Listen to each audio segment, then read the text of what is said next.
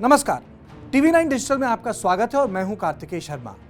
आज सियासत की बात पे मैं आपको बताऊंगा कि कैसे बन रही है अफगानिस्तान में तालिबान की सरकार, किसके हाथ में होगी सरकार की कमान, किसके इशारों पर चलेगी अफगानिस्तान की जनता और अफगानिस्तान में कैसा होगा तालिबान राज। तालिबान के वरिष्ठ सूत्रों के अनुसार तालिबान सरकार की कमान मुल्ला अब्दुल गनी बरादर के हाथ में होगी।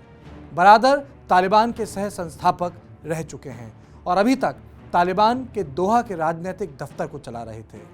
मुल्ला बरादर पोपुलजई ट्राइब से आते हैं। उनका जन्म 1968 में उर्जगान प्रांत में हुआ था जो दक्षिण अफगानिस्तान में है। बरादर ने सोवियत यूनियन के खिलाफ युद्ध लड़ा था और उन्होंने मुल्ला उमर के साथ तालिबान की स्थापना की थी।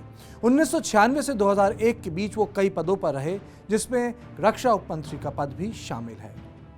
अमेरिकी हस्तक्षेप के बाद मुल्ला बरादर पाकिस्तान चले गए थे, यानी 2001 के बाद। अमेरिका के दबाव में 2010 में पाकिस्तान को बरादर को गिरफ्तार करना पड़ा था और उन्हें 8 साल जेल में बिताने पड़े। उनको जेल से बाहर आने का मौका 2018 में मिला, जब ट्रंप के कार्यकाल के दौरान तालिबान से बातचीत शुरू हो गई। इसके बाद तालिबान ने बरादर को 9 समिति का अध्यक्ष बनाया, जिसने अमेरिका से दोहा में बातचीत की। दोहा समझौते पर 2 लोगों के हस्ताक्षर हुए।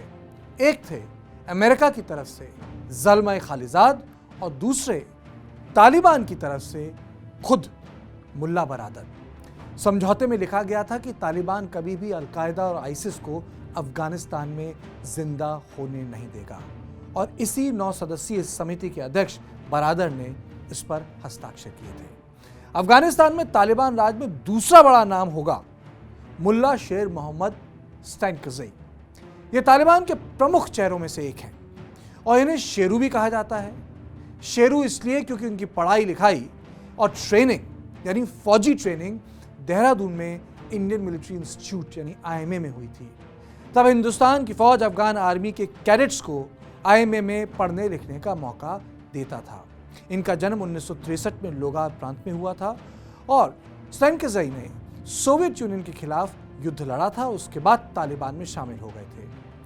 इनके साथ पढ़े ऑफिसर्स का कहना है कि तब स्टैनकज़ई की धार्मिक विचारधारा जग जाहिर नहीं थी। लोगों को पता नहीं था कि धर्म और अपने धर्म इस्लाम के बारे में क्या सोचते हैं। तालिबान कार्यकाल में उन्होंने डेप्यूटी हेल्थ मिनिस्टर और डेप्यूटी फॉरेन मिनिस्टर का पद भी संभाला था, लेकिन जैसे ये दिखते हैं वैसे नहीं हैं, यानी उतनी रूढ़िवादिता नहीं है। 2001 के बाद ये पाकिस्तान चले गए तो तालिबान के जो इनर सर्कल है उसमें इस बात की बड़ी चर्चा होती थी कि अपनी पत्नी के साथ रेस्टोरेंट्स में खाना खाने जाते हैं और शराब भी पीते हैं। जो तालिबान के जो इनर सर्कल लोग होते थे उनको बड़ी आपत्ति होती थी, पर स्टैनकज़ई हमेशा से आईएसआई के करीबी रहे थे, इसलिए उनको तालिबान की रूढ़िवादी नज़रिए के बाद भी कभी समस्या का सामना करना नहीं पड़ा।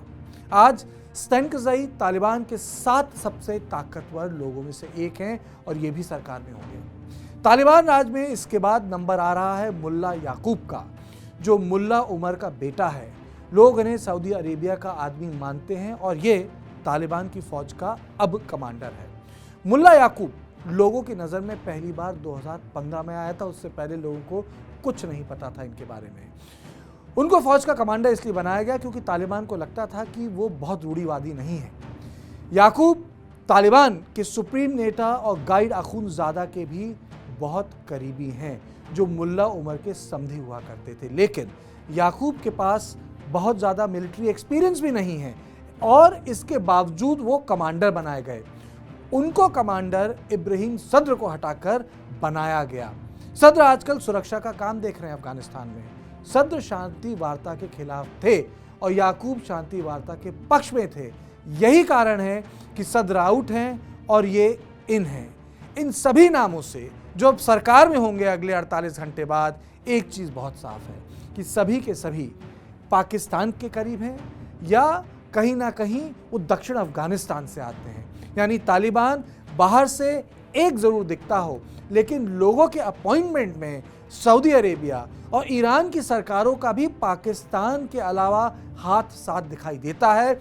यानी अफगानिस्तान की कमान अब तालिबान बरादर को सौंप रहा है और बरादर के साथ स्टैन कज़ई होंगे और स्टैन कज़ई के साथ मुल्ला याकूब होगा और इनके आला कमान बैठे होंगे पेशावर में, इस्लामाबाद में, तेहरान में और वॉशिंगटन में। तो सियासत की बात में बस इतना ही। देश और दुनिया की बाकी खबरों के लिए आप देखते रहिए TV9 डिजिटल।